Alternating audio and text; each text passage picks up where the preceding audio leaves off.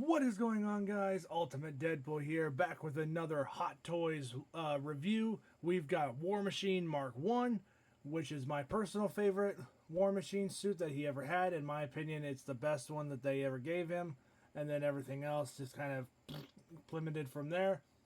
And it's only fitting since this is my first technical Iron Man die-cast Mark figure.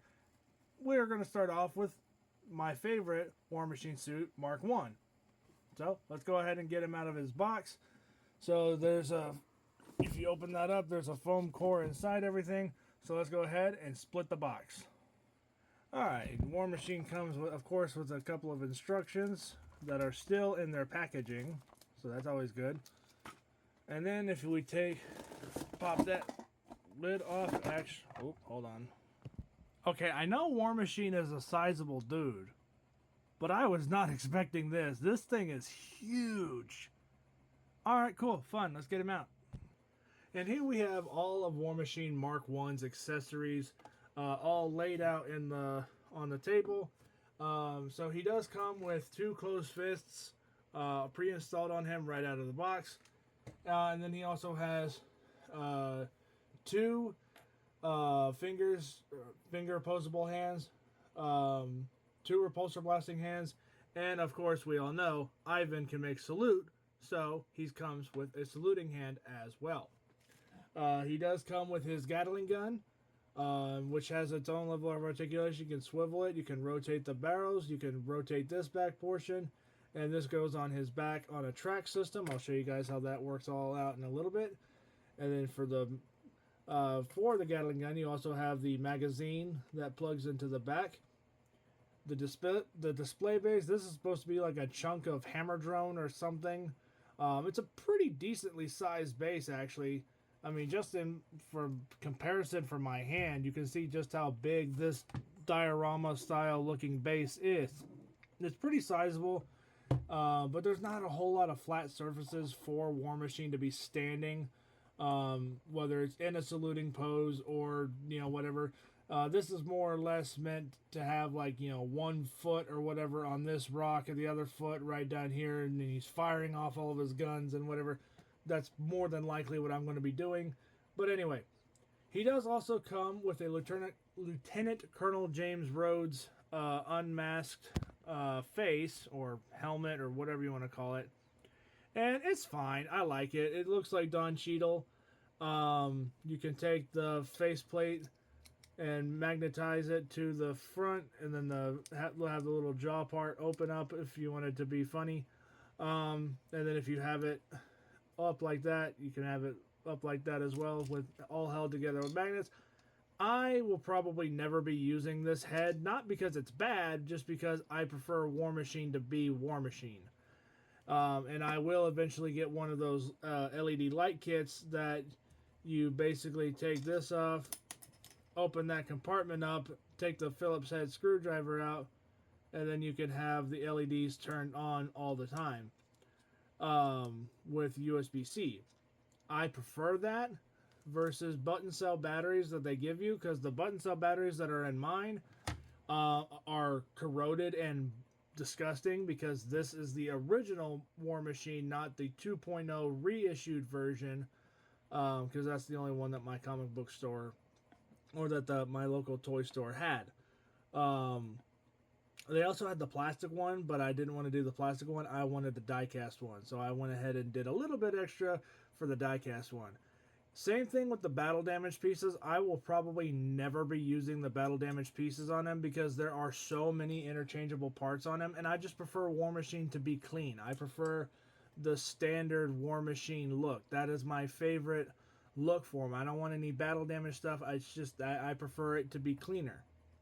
So as cool as all of this stuff is, he does come with an interchangeable chest plate. He comes with an interchangeable little rocket thruster pieces, the cover for the battery compartment. I believe this goes on his gauntlet. This goes on his missile pod attachment, the Gatling gun switch out thing, and then a completely other new shoulder pad. It's not that it's bad stuff. I just don't want to use it for my War Machine. I prefer the nice, cleaner, sleeker looking, badass monster look that War Machine had. So without further ado, let's go ahead and get War Machine himself out here. Standing straight up and down, no crazy poses or really any accessories. I just put the Gatling gun and stuff on his back just to complete the look. This dude is massive, guys. I'm not kidding. You wait till we get to comparisons with Zombie Deadpool, and the Thunder Toy Spider-Man that I reviewed 2 weeks ago. This dude is seriously taller than Deadpool. He's taller than Hellboy. He is a monster of a figure. He did not skip chest day. He did not skip leg day. He did not skip arm day. Anything. Even his feet are massive.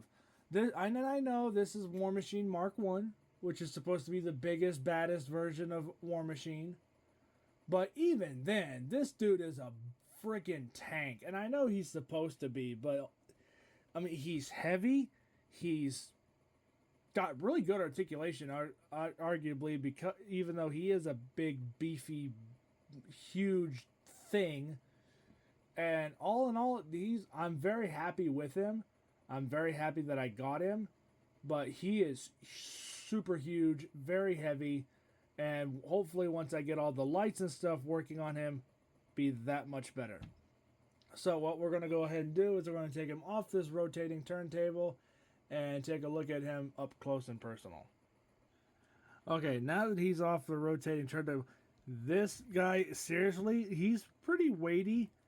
Like I said earlier, so if I sound like I'm struggling to move him, it's legitimately struggling because he is actually pretty decently heavy. He's not like, 1,000,000 pounds or anything like that, but he's definitely quite sizable. So, yeah, that's more War Machine Mark 1, dude. Every angle looks great. This is the battery compartment on the back. There's a little key flap there that opens up so that way you can get the Phillips head screw in there. Just to take that off. I want to say these bicep pieces come off. No? Okay, well, I know there's also some in the forearms. For the ball joint gun on the end of it, there's an LED right there for his repulsors. The closed fists, however, they have the repulsors painted over. They don't actually have translucent windows like the other ones do, which is perfectly fine. And and if you hear stuff creaking in the background, it's literally just this. That's all the die cast. His legs are like completely die cast. Like you can feel all of the cold metal on his legs. So yeah, he's pretty hefty. If you already have this guy, you already know what to expect because you already have this guy. But if you don't, I would go ahead and get the reissued version, not this version, because he's newer, and his joints are going to be a lot better.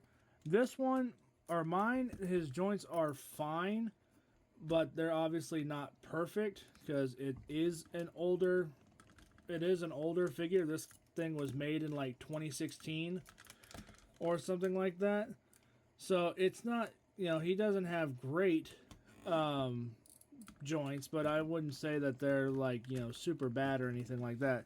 I mean, hell, his legs can still bend and hold on clicky ratchets. His legs can go up and hold, but the only real loose joint that I found on my War Machine Mark 1 is this shoulder. I can lift his arm up and then it just drops right back down. Versus this side, it does the same thing except it holds. So not a huge deal breaker for me. I actually have done some poses and stuff off camera. So that way I can try to find like my creme de la creme special look for him in my display case. And this is, I already got it lined up for it. So that's going to be fun and interesting to work with, but it'll be worth it once it's all said and done. But anyway, yeah, I'm super happy with this guy. I'm speechless. Like it's that good. Like it's really, I'm not trying to beat around the bush. Like it really is. the guns on his forearms can drop. Oh, that's where the compartments are. Okay, so that actually makes a lot of sense. So this is where the forearm battery compartments are. So there's one battery compartment there, one battery compartment there, one battery compartment there, and then one in his head. Okay, so that makes more sense now. Cap covers for the screws. Obviously, they had to assemble this thing somehow.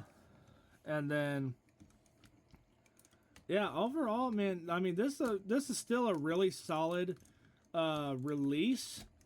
So, I mean, if you've got this particular one, I wouldn't really upgrade to the reissued version because it's literally the exact same thing, except it's a little bit newer. And that's pretty much it. You're just paying for the exact same thing for a newer, version of it. It's the exact same thing though. I mean, because I've seen the Justin collection videos and stuff like that on YouTube. Well, how rude. Well, he's definitely durable.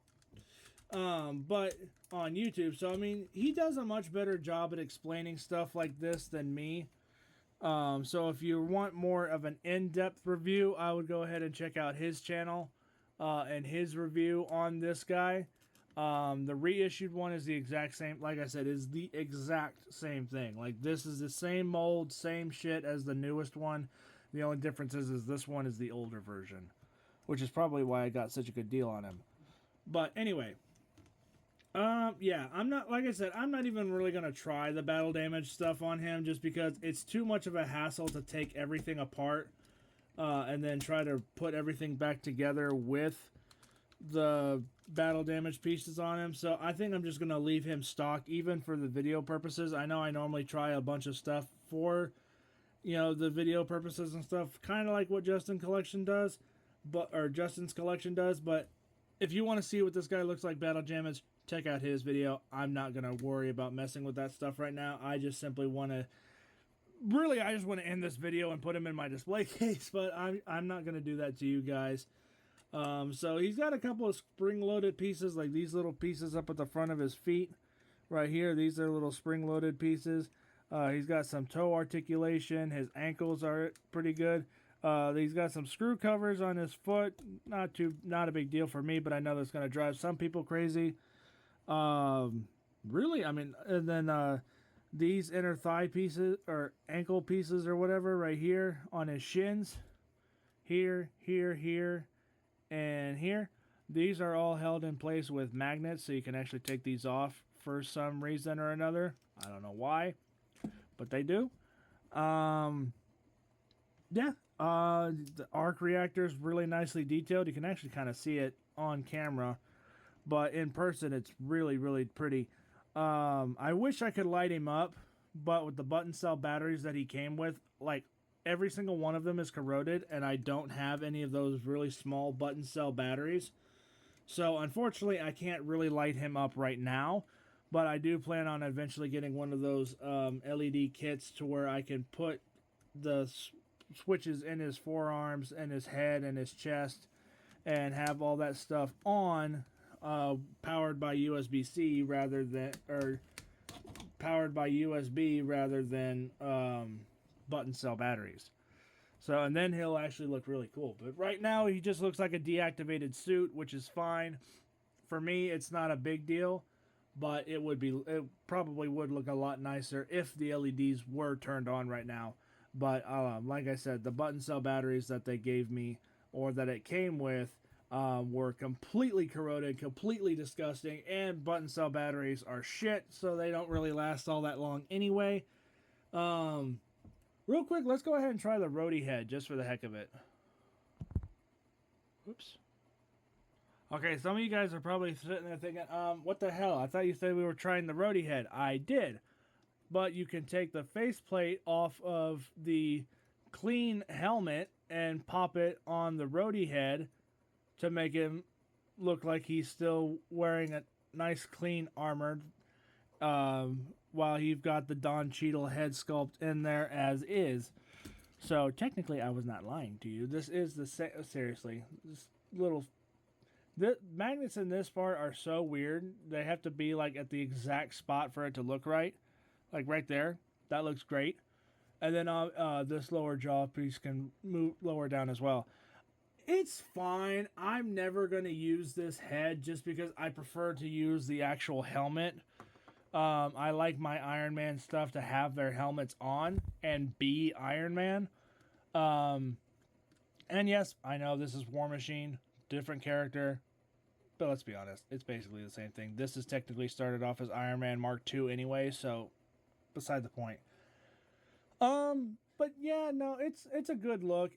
It's a good head sculpt. Don't get me wrong. I definitely see Don Cheadle in that sculpt, and it's really cool that you can close everything up and have it all be one piece. But I prefer the regular helmet, especially whenever I start doing the LED stuff for his eyes and his chest and his hands. It's gonna look weird if I have just the everything is active, but the faceplate is up, and then you can see Don Cheadle in there. I genuinely do prefer the LED helmet, just because I would rather have War Machine active, not off duty, if that makes sense. So it's there if you want it, but I will probably never use it. Is it just me, or did Boba Fett get an upgrade? All joking aside, yes, I did go ahead and put the Temuera Morrison Boba Fett head sculpt on on War Machine just to see how awful it is. Why does it actually work? I'm never going to display him like this, but at the same time, it's like, why does it kind of work? He's got an a very long neck.